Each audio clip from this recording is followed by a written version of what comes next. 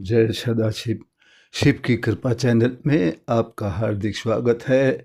परम पिता परमात्मा सदा शिव की असीम कृपा आप और आपके परिवार पर सदैव बनी रहे, इसी प्रार्थना के साथ आज मैं आप लोग के सम्मुख की कहानी प्रस्तुत करूंगा, जिसका निष्कर्ष है कि परमपिता परमेश्वर हम लोगों को किस प्रकार से हमारे विचार और कर्मों के आधार पर फल प्रदान करते हैं। तो कहानी सुनेंगे। एक सेठ जी ने अपनी इनकम बढ़ाने के उद्देश्य से एक मंदिर बनवाया। मंदिर में बहुत समय तक कोई न पूजा करने आया न चढ़ाव आया। सेठ जी ने सोचा, क्यों ना मंदिर में पंडित जी के द्वारा पूजा पाठ करा दिया जाए, ताकि सब लोगों को पता लगे कि यहाँ मंदिर दर्शनों के लिए खुल गया है।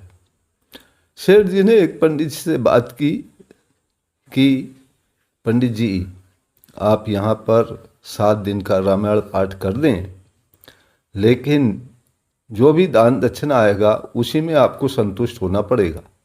मैं आपको कोई भी पैसा नहीं दूंगा। पंडित जी भी उन दिनों खाली थे, उन्हें भी संतुष्टि मिली कि चलो, खाली रहने से अच्छा है जो भी दान दक्षिणा आएगी उसी से काम चलेगा। पंडित जी अपना रामायण का पाठ मंदिर पर करने लगे। 1 दिन किया, 2 दिन किया, 3 दिन किया, कोई भी रामायण सुनने के लिए नहीं आया। जब सुनने के लिए नहीं आया तो वहाँ चढ़ावा आने का भी कोई सवाल नहीं। 4 दिन हो गए, 5 दिन जब हो गए, कोई भी वहाँ रामायण सुनने के लिए मंदिर में नहीं पहुँचा। तब 5 की शाम को श्री राम जी ने हनुमान जी से कहा कि हनुमान जी, पंडित जी बड़ी लगन से 5 दिन से रामायण पाठ कर रहे हैं, लेकिन कोई भी दान दक्षिणा उनके पास नहीं आई है, तो उनकी दान दक्षिणा का क्या होगा। हनुमान जी ने कहा, प्रभु आप चिंता ना करें, पंडित जी कोई दान दक्षिणा का इंतजाम हो जाएगा। उनको उनके रामायण पाठ संपूर्ण होने पर 1000 रुपया दक्षिणा का प्रदान हो जाएगा, मिल जाएगा। यह बात सेठ जी ने सुन ली। जब शाम को वो विचार कर रहे थे हनुमान जी से श्री रामचंद्र जी, तो सेठ जी ने सुन ली ये बात। सेठ जी ने कहा, यार ये तो 1000 रुपया मिलने वाला है पंडित जी को।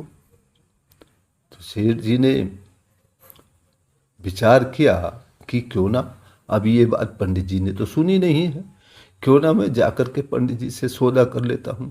वो पंडित जी के घर गए तुरंत उसी समय, और उन्हें पंडित जी से कहा, पंडित जी मुझे बड़ा दुख है कि आपको 5 दिन बीत गए कथा करते हुए, लेकिन अभी तक कोई भी पैसा आपको नहीं मिल पाया है, कोई दान में अभी तक नहीं आया है। तो मैंने विचार किया है कि मैं क्यों ना आपका पारितोषिक आपको दूं। तो मैं चाहता हूं कि आप 500 रुपये मैं आपको दूंगा कथा करने के, और दक्षिणा जो भी आएगी वो मेरी रहेगी।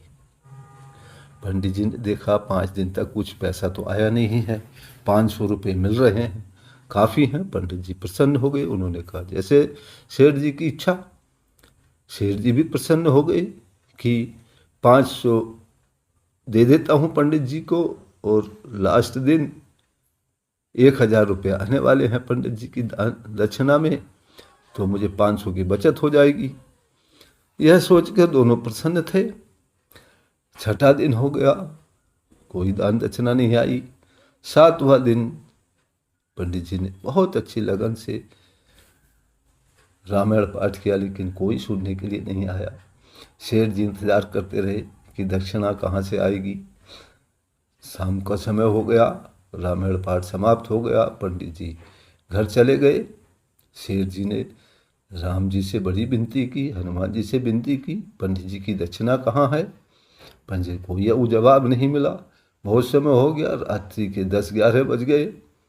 सेठ जी को धीरे धीरे गुस्सा आने लगा कि भगवान होकर के भी झूठ बोलते हैं, और अधिक गुस्सा आने पर जब शेर जी ने देखा कि बिल्कुल कुछ नहीं बोल रहा, दोनों मौन है, ना हनुमान जी ना श्री राम जी, कोई नहीं बोल रहे।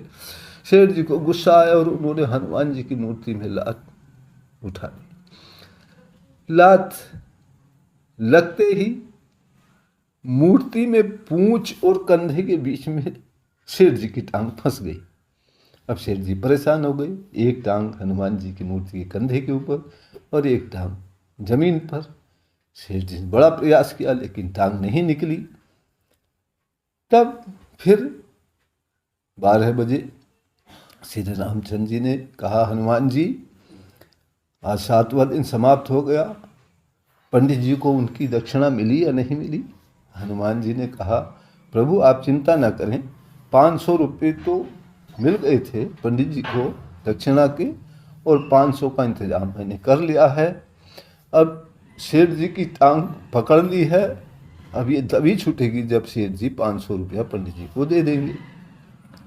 ये बात फिर शेर जी ने सुनी और उन्हें एहसास हुआ कि मैंने लोभवश ऐसा किया है।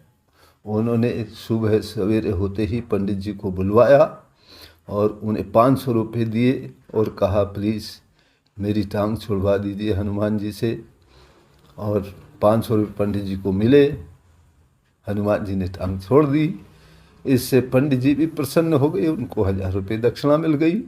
शेर जी प्रसन्न हो गए कि उनकी टांग छूट गई, परेशानी से छुटकारा मिल गया। और इस तरह से भगवान ने सभी को संतुष्ट करते हुए सभी को खुशी प्रदान की। परम पिता परमात्मा सदा शिव की असीम कृपा हम सभी पर बनी रहे, इसी प्रार्थना के साथ फिर मिलते हैं अगली वीडियो में। तब